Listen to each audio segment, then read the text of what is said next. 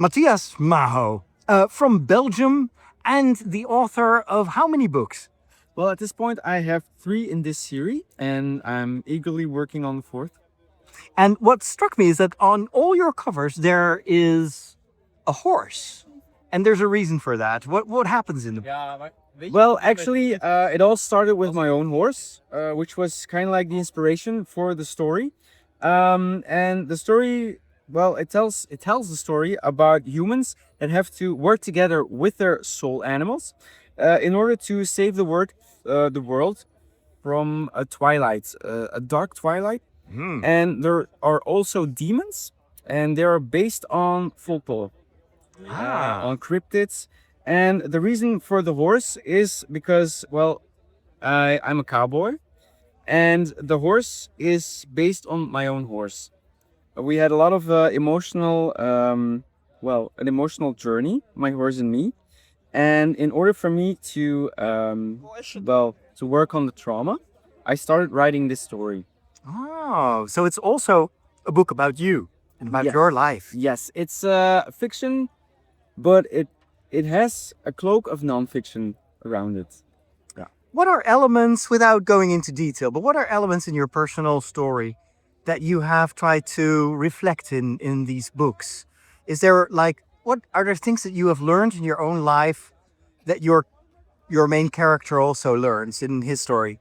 Well, actually, reflection is a really big one, because when I started this journey with my horse, same as my character, we knew nothing about each other.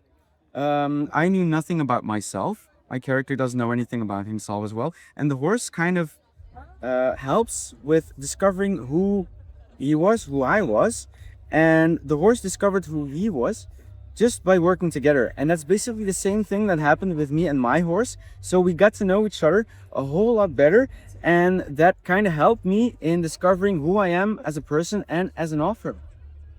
I find that fascinating that your writer's journey is also a personal journey. It's something that helps you grow and evolve and maybe also process stuff. Yes, it's true, and it still does that to this very day. Because at this point, I'm working on my 4th book, which is more like a closure to the story. And my horse is getting at that certain age where he's no longer able to do a lot of the extra stuff. And I discovered that in the book, the horse as well is kind of going towards its end, being like the journey is coming to an end and the bond is great as it is. So it's time to rest. And I hope my horse lives a long time. But the wild stuff, well, for me and my horse in my personal life, it's also coming to an end as well. So yeah, so the characters in your book and even the horse in your book, they grow with you as you age. And I assume that's also happening to your readers. They too kind of evolve. And what kind of reactions do you get to your books and to your stories? Well, a lot of readers who started with the first and immediately gave some feedback. They told me that it was a story about getting to know each other, especially that, getting to know the characters and getting to know me as an author. But by the end, especially today, actually, when they came back with feedback for the 3rd book, they told me that they saw that the animals had a lot more depth to them, and there was a lot more story behind them. So mostly the humans are the ones who do the talking in this book, and in the 3rd book, it's more the story of the animals that gets highlighted, and they love that, and I love that as well, of course. Because you get to know these animals better. You already know them a little bit, but then you deepen that relationship. Yes. And you hear that a lot with human characters, obviously. I've never heard that happening with an animal in a book. Yeah, it's for me, it's a bit emotional because there's also another character, another animal, and she's based on a puppy that I had, but she died when she was 4 months old. She was sick, and the main goal for me was to put her in the book so people would get to know what kind of a dog she was, what she meant to me. And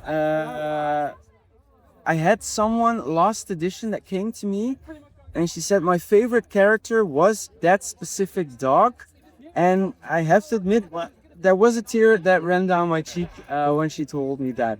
So it's important for me that my dog and my horse are remembered the same way as I remember them.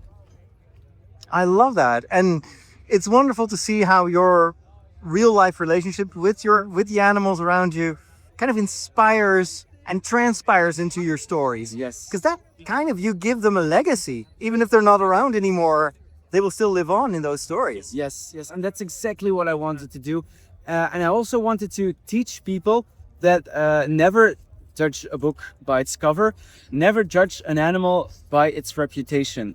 There's a lot of mad stories going around about horses or dogs, and it all depends on how they're being treated and how you handle the situation. And my book tells a story about animals that just want to be understood, and people that take the time to understand the animals. It's a really big issue in my books, and that's why I also specialized in writing about animals. And what's true for animals obviously is also true for our interhuman relationships. And so there's also a metaphor there, I guess. Yes, it's true. I tried using a lot of metaphors. I also used a lot of hard situations, things that are not easy to speak about, and I made sure that the animals took over where the humans couldn't, because just like in real life, they complete each other, and I really wanted to tell that story in my story as well. I am so curious to read your books, but thank you so much.